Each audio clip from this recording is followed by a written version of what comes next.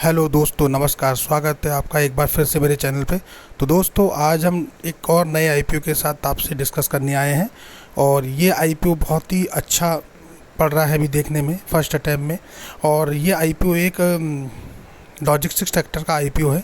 तो लॉजिस्टिक में बहुत बड़ी कंपनी है ये, ओवर द 100 ईयर्स से काम कर रही है। तो कंपनी का नाम है दोस्तों टीवीएस सप्लाई चेन, जिसका हम आईपीओ डिटेल रिव्यू करेंगे। इस वीडियो के माध्यम से हम कंपनी का फाइनेंशियल परफॉर्मेंस रिव्यू करेंगे, कंपनी का ओवरऑल परफॉर्मेंस देखेंगे, कंपनी किस सेगमेंट में काम करती है, क्या करती है, कितना प्रॉफिट है, कितना लॉसेस है, वो सब डिस्कस करेंगे। लेकिन उससे पहले वीडियो को लाइक, शेयर और सब्सक्राइब करना बिल्कुल ना भूलिए दोस्तों। तो अब चलते हैं आगे वीडियो पे और डिस्कस करते हैं टीवीएस सप्लाई चेन। तो जैसा कि आपको पता है दोस्तों, TVS supply chain solution provided supply chain management services for international organization, government department and large and medium size businesses को करती है। और ये दो सेगमेंट में है, एक है इसका इंटरलेक्टेड सप्लाई चेन सोल्यूशन और दूसरा है नेटवर्क सोल्यूशन। तो दो पैरामीटर पे काम करती है। 8 बिलियन से ऊपर का टर्नओवर है, 30,000 से ऊपर एम्प्लॉई है, 100 ईयर से भी पुरानी ये कंपनी है दोस्तों। तो वहीं हम बात करते हैं इसके सेगमेंट की।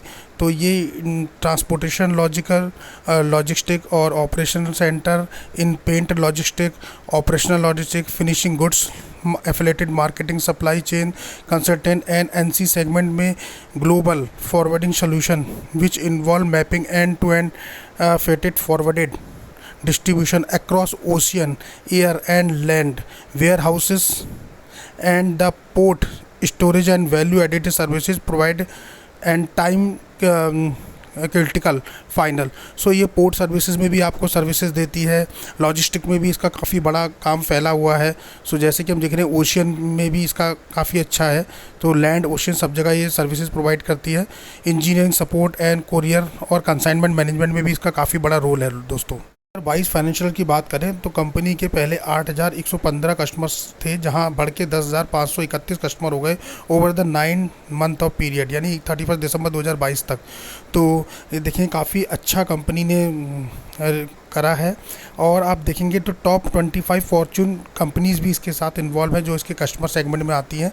तो the company client including companies in the automatic, defence, engineering, FMCG, rails और utilities, e commerce and health care industry. So बहुत सारी कंपनीज हैं जो इसके साथ टाई अप में हैं। अगर कंपनीज़ के नाम जानते हैं तो सोनी इंडिया प्राइवेट लिमिटेड है, हुंडई मोटर्स इसके साथ है, जॉनसन कंपनीज़ के साथ है, हिताची एयर कंडीशनर इसके साथ है, अशोका लेलैंड इसके साथ है, टीवीएस मोटर कंपनी इसके साथ ऑलरेडी इसके कस्टमर्स हैं।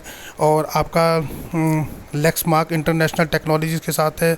और बहुत सारी बड़ी बड़ी इस कंपनी जो हैं वो इसके कस्टमर पोर्टल पे हैं। हीरो मोटर कॉप इसके साथ ऑलरेडी है। सो इस टाइप से आप देखेंगे तो काफ़ी अच्छा है। एक बार कंपनी की वेबसाइट पे चलते हैं दोस्तों और यहाँ देखते हैं वेबसाइट पे, तो यहाँ में और क्या क्या देखने को मिलेगा।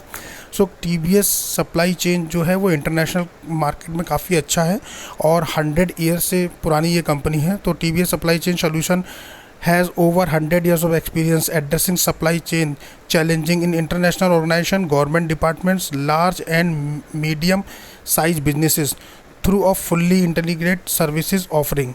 So they offer a range of supply chain services from intelligent supply chain solution to global forward and last mile situation. सो देखिए, इसके काफ़ी अच्छे कस्टमर्स हैं और हम देख रहे हैं कि ये सप्लाई चेन में इसका काफ़ी बड़ा नेटवर्क है और डिस्ट्रीब्यूशन इसका काफ़ी बड़ा है। अगर आप देखेंगे तो इसके एम्प्लॉय भी, डेडिकेटेड एम्प्लॉय 18,000 से ऊपर एम्प्लॉय हैं इसके डेडिकेटेड, जो इसकी टीम में काम कर रहे हैं। और नीचे जाएंगे तो देखते हैं TVS SCS using digital technology to provide your with the best solution for your needed. तो ये टेक्नोलॉजी बेस्ड कंपनी है, काफ़ी अच्छा टेक्नोलॉजी पे भी फोकस करती है और अपने कस्टमर्स को बेस्ट से बेस्ट सर्विस प्रोवाइड कराती है। सो ये इसका बेसिक एम है कंपनी का। अगर हम बात करें कंपनी की और नेटवर्क की, तो कंपनी के नेटवर्क में 18,000 से ऊपर इसके एम्प्लॉई हैं, जो मैंने बोला है। और 100+ लोकेशंस में ये है। 55+ फॉर्च्यून्स कंपनीज़ जो हैं वो इसके साथ इनबिल्ड हैं, ऑलरेडी इसके कस्टमर सेगमेंट में है ये। तो ये काफ़ी बड़ा नेटवर्क है, जैसे आप देख रहे हैं। एक्सपीरियंस लॉजिस्टिक प्रोफेशनल हैं इसके साथ 18,000 से ऊपर, ठीक है। सो इसकी अपनी खुद की ऑपरेटिंग ब्रांचेज जो है वो 100+ हैं। सो उसके अलावा ग्लोबली भी इसके 500+ जो है फॉर्च्यून कस्टमर्स हैं। उसके अलावा हम और नीचे आते हैं अगर टीवीएस सप्लाई चेन में, तो देखते हैं कंपनी क्या कर रही है। इंटरनेट सप्लाई चेन सोल्यूशन देती है, ग्लोबल फॉरवर्ड सोल्यूशन देती है, टाइम क्रिटिकल सोल्यूशन भी प्रोवाइड कराती है कंपनी। इनोवेशन एंड टेक्नोलॉजी पे बहुत अच्छा काम करती है कंपनी। ये range of the technology of deliver sources align with the supply chain management. So यहाँ सप्लाई चेन पे ही बेसिक इसका फोकस है। तो दो सेगमेंट की हम बात कर रहे थे वो इसी में है। उसके अलावा TVS जो ग्रुप है वहाँ भी इसके क्लाइंट है, वहाँ भी ये सर्विसेज प्रोवाइड कराती है। ऑटोमोटिव में इसका काफ़ी अच्छा है। अगर आप देखेंगे तो TVS SCS has been provided world class end to end supply chain solution to the automatic sector over the 100 years time.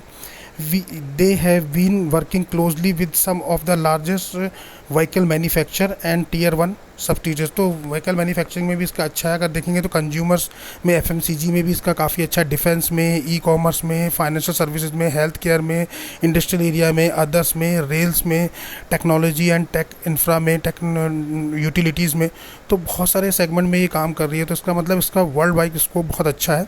North America में इसका अगर आप देखेंगे तो वहाँ भी अच्छा खासा है। UK और यूरोप में भी इसका है, एशिया पैसिफिक में, इंडिया में, तो यहाँ भी काफ़ी अच्छा इसका है। इसके जो कस्टमर्स हैं वो काफ़ी अच्छे हैं, जैसे AM जनरल्स के कस्टमर्स में आपको दिखाई दे रहा होगा।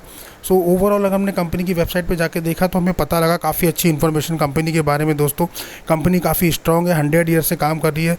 अभी देखिए TVS इसकी जो न्यूज़ है, TVS रेल स्पेयर लॉन्चिंग करने जा रहा है, तो वहाँ इसका कॉन्टैक्ट हुआ है रेलवे बिजनेस में, स्पेयरिंग में, जहाँ की पटरियाँ और उस पर सारा काम हो रहा है। UK ministry of defence through its agent backlog land over defence के लिए भी इसको कॉन्टैक्ट मिला है, जहां ये the UK ministry of defence attacking through its agent Babcock and defencing limited has awarded TVS group. Total company अच्छी है। सो अब हम बात करते हैं कि IPO कब आ रहा है और कैसा है, क्या टेंटेटिव डेट रहेगी। तो टोटल जो IPO का साइज़ है दोस्तों वो 880 करोड़ का होने जा रहा है। सो 880 करोड़ में जो कंपनी ने प्राइस वैल्यू रखा है, IPO की जो शेयर प्राइस रखा है वो 187 रुपये से 197 रुपये के बीच में रखा हुआ है। IPO ओपन होगा 10 अगस्त को, IPO क्लोज होगा 14 अगस्त को, और आपके बेसिस और अलॉटमेंट जो होंगे वो 18 अगस्त को होंगे।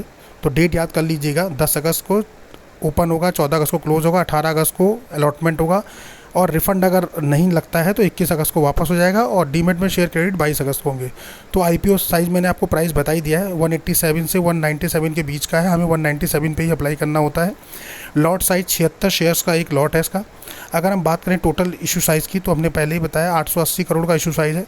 इसमें फ्रेश इशू की बात करें तो 600 करोड़ है, और ऑफ़र फॉर सेल्स जो है वो 280 करोड़ का है। तो 280 करोड़ ऑफर फॉर सेल्स है, और फ्रेश इशू जो है वो 600 करोड़ है। तो ये भी एक अच्छी बात है कि कंपनी का फ्रेश इशू ज़्यादा है। ऑफ़र फॉर सेल्स में जो है प्रमोटर अपनी हिस्सेदारी बहुत कम बेच रहे हैं। लिस्टिंग डेट जो है इसकी होगी वेडनेसडे को, 23 अगस्त को। तो 23 अगस्त को ये लिस्ट हो जाएगा। NSE BSE दोनों पे लिस्ट होने जा रहा है। सो अब हम अगर इसकी बात करें तो मिनिमम एक लॉट रिटेल कैटेगरी का 76 शेयर्स का एक लॉट है जो 14,972 रुपये में आपको पड़ेगा, और मैक्सिमम रिटेल कैटेगरी 13 लॉट लगा सकती है। वहीं HNI के लिए 14 लॉट और सुपर HNI के लिए 66 लॉट। अब हम बात करें रिजर्वेशन कोटे की, तो QIB के लिए 75% का रखा गया, काफ़ी बड़ा पोर्शन रखा गया है। HNI के लिए 15% और रिटेल के लिए 10%। अब रिटेल के लिए इतना कम क्यों रखा गया 10%? जैसा कि दोस्तों आपको पता है कि सेबी ने स्ट्रक्ट किया हुआ है कि कोई कंपनी अगर 3 फाइनेंशियल तक कंटिन्यूसली लॉसेज में है तो वो 10% से ज़्यादा ऑफर नहीं कर सकती रिटेल कैटेगरी को। तो दैट्स वाई यहाँ भी मुझे यही लगता है, अभी नीचे देखते हैं फाइनेंशियल में जाके, पर यहाँ 10% इसीलिए रखा गया है क्योंकि ये लास्ट 3 साल से कंटिन्यूसली लॉस में होगी कंपनी, तो 10% रिटेल कोटे के लिए। अब हम करते हैं IPO के बाद प्रमोटर होल्डिंग कितनी रह जाएगी। तो IPO से पहले प्रमोटर होल्डिंग 46.65% है प्रमोटर्स के पास, जो कि घट के हो जाएगी 41.6% आफ्टर दिस इशू। तो करीबन 280 करोड़ का इशू जो है ये लोग डाइल्यूट कर रहे हैं शेयर्स को। तो उसके बाद प्रमोटर के पास जो हिस्सेदारी बचेगी वो 41.60% के लगभग की बचेगी, जो कि पहले 46.65 थी। तो ओवरऑल दोस्तों बात करते हैं कंपनी के फाइनेंशियल के बारे में। सो फाइनेंशियल 4 ईयर्स का हम देखते हैं दोस्तों। तो यहाँ देखते हैं 2020 से लेकर 2023 के बीच में कैसा रहा। एसेट की बात करें तो कंपनी का 2020 में एसेट था 5,462 करोड़, जो कि घट गया था अगले साल, 4,990 हो गया। लेकिन फिर देखेंगे 5,779 और 6,210 हो गया है मार्च में बढ़ के। तो एसेट बढ़ रहा है, सिर्फ एक साल गिरा है। रेवेन्यू की बात करें तो रेवेन्यू भी देखिए डे बाय डे बढ़ रहा है, बस बीच के 2021 में थोड़ा सा डाउन गया है, उसके बाद भी नहीं, डाउन भी नहीं गया दोस्तों। देखिए 6700 है, फिर 69 है, फिर 92 है और अब 10 है। तो रेवेन्यू में ग्रोथ हुई है ईयर बाय ईयर। पर आप प्रॉफिट आफ्टर टैक्स की बात करें तो वहाँ देखिए 3 साल जो मैंने बोला था ना, इसीलिए रिटेल कैटेगरी को 10% दिया गया है। देखिए पहले साल कंपनी ने 248 करोड़ का लॉस किया है, 2021 में कंपनी को 76 करोड़ का लॉस हुआ है, 2022 में कंपनी को 45 करोड़ का लॉस हुआ है, और 2023 में केवल 41 करोड़ का प्रॉफिट हुआ है। तो over the time of period 4 में से 3 साल कंपनी लॉस में ही रही है, तो अभी इसी साल केवल प्रॉफिट में आई है। नेट वर्थ की बात करें तो कंपनी का नेट वर्थ भी बढ़ा है, पहले 510 करोड़ था जो कि आज की डेट में 723 करोड़ पहुंच चुका है। रिजर्व एंड सरप्लस की बात करें तो वो भी कंपनी का काफ़ी अच्छा है। जो पहले रिजर्व और सरप्लस कंपनी पे 493 करोड़ था, वही आज 774 करोड़ उसके पास है। तो ये काफ़ी अच्छा इंडिकेशन दे रहा है। पर अगर बोरिंग की बात करें तो वो भी बढ़ रहा है दोस्तों, वो भी कम होना चाहिए पर वो काफ़ी बढ़ रहा है, जो कि 2100 करोड़ था और जो बढ़ के घट के 1500 हुआ था, फिर 17 हुआ और इस साल फिर 1989 करोड़ के लगभग फिर से हो गया। पर अच्छी बात यह कि कंपनी ने ऑफर फॉर सेल्स में काफ़ी अच्छा निकाला, तो इसका मतलब कंपनी अपने बोरिंग भी कम करेगी, तो डेफिनेटली कंपनी जो है अब ग्रो करेगी। अब की पैरामीटर इंडिकेटर्स क्या दिखा रहे हैं ये देखते हैं। तो मार्केट कैप अभी जो है वो 8746 करोड़ का है। आरओई की बात करें तो 5.50 है। एक्चुअल में आरओई जो होती है वो 10% से ऊपर जब होती है तभी हम अच्छा मानते हैं, पर यहाँ 5.5 से तो मुझे लगता है कंपनी में डेप्थ भी और 3 साल से लॉसेस में भी है, इसलिए दिखा रहा है। तो मे भी शायद आईपीओ आने के बाद अच्छा हो जाए। आरओसी की बात करें तो 7.64 है। ईपीएस की बात करें तो 1.04 है। तो ईपीएस भी बहुत अच्छा अट्रैक्टिव नहीं दिखाई दे रहा है दोस्तों, और आरओई भी बहुत अट्रैक्टिव नहीं दिखाई दे रहा है, लेकिन फिर भी ओवरऑल अभी हम कुछ कह नहीं सकते। और RONW 5.50 है। तो ओवरऑल हम देखेंगे तो की पैरामीटर भी सो दिखा रहा है, बहुत एक्स्ट्रा ऑर्डिनरी भी नहीं दिखा रहा है, तो बहुत लो ग्रेड में भी नहीं दिखा रहा है। ऑब्जेक्टिव ऑफ इशू का सिंपली जैसे हमने करा था, प्रीपेमेंट और रीपेमेंट जो कंपनी को करना है अपने आउटस्टैंडिंग बोरिंग्स का वो करना है, प्लस जनरल कॉर्पस पर्पस के हिसाब से आईपीओ लॉन्च किया गया है। तो दोस्तों ओवरऑल ये आईपीओ है, तो इस पर हमें ध्यान रखना है। आगे भी हम नए नए वीडियो बनाते रहेंगे इस आईपीओ पे और अपडेट आपको देते रहेंगे, क्या करना है, डे 1 डे 2 डे 3 कैसा रहेगा और आगे क्या स्ट्रेटेजी रहेगी, हमें अप्लाई करना है नहीं करना है वो हम बताएंगे। क्योंकि ग्रे मार्केट फ्रेम की अगर बात करें तो वहाँ अभी भी कुछ दिखाई नहीं दे रहा है। ग्रे मार्केट में इसकी रेटिंग 1 दिखा रही है, 197 का है। ग्रे मार्केट अभी 0 चल रहा है। तो जैसी ग्रे मार्केट अपडेट होगा उसके बाद ही हम डिसीजन ले पाएंगे अपना कि हमको अप्लाई करना है या नहीं करना है। पर ओवरऑल कंपनी के प्रोस्पेक्ट से देखें तो कंपनी काफ़ी अच्छी है। हाँ, 3 साल लॉसेस में है कंपनी, लेकिन मुझे लगता है कि इस आईपीओ के आने के बाद कंपनी प्रॉफिटेबल रहेगी, क्योंकि कंपनी का स्कोप काफ़ी बड़ा है। कंपनी काफ़ी पुरानी है, 100 ईयर से ऊपर की कंपनी है। तो लॉजिस्टिक के क्षेत्र में मुझे लगता है बहुत बड़ी कंपनी है, तो हमें इसमें ट्राई ज़रूर करना चाहिए दोस्तों। फिर भी हमें वेट और वॉच करना चाहिए। तो अगर वीडियो पसंद आए तो वीडियो को लाइक शेयर और सब्सक्राइब करना बिल्कुल ना भूलिए दोस्तों, और वीडियो को अंत तक देखने के लिए आपका बहुत